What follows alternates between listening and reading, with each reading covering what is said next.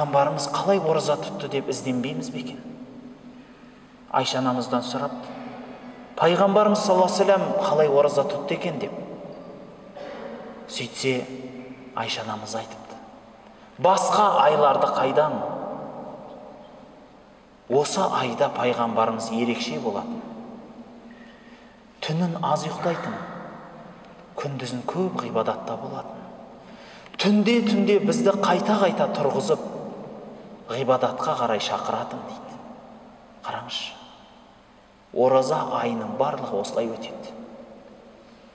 Рухани байлықпен өтеді, бауырлар. Екінші ақиқат құрбандықтағы. Яғни біріншісі жүректен болса, екінші ақиқат махаббаттан болады. Аллахқа деген сүйіспеншіліктен болады. Білесіздер, адамның екі баласы болды, Адам атаның. Екі баласы бір қызға таласты. Нәпсі, қайтадан ақиқат қоя өмірдің. Нәпсі.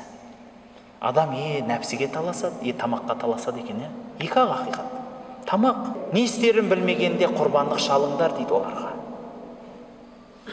Сонда құрбандық шаламын деп екеуі құрбандық шалады, біреуінікін қабыл етпейді. Неге? Өйткені ол адам малының ішіндегі ең әйтеуір біреуін береді Аллахқа. Әйтеуір біреуін. Махаббатын көрсете алмады.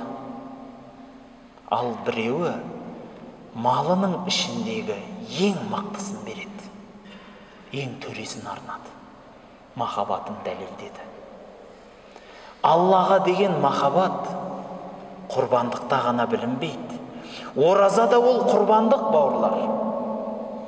Аш жүрсеңіз, Алла үшін аш болыңыз. Алла үшін болыңыз. Көзіңізді тыйсаңыз, Аллах үшін болыңыз.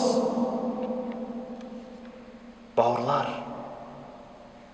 ораза айы Құран айы дейміз. Осы Аллах үшін дегенді Құранмен түсіндіргім келеді. Құран оқумен түсіндіргім келеді.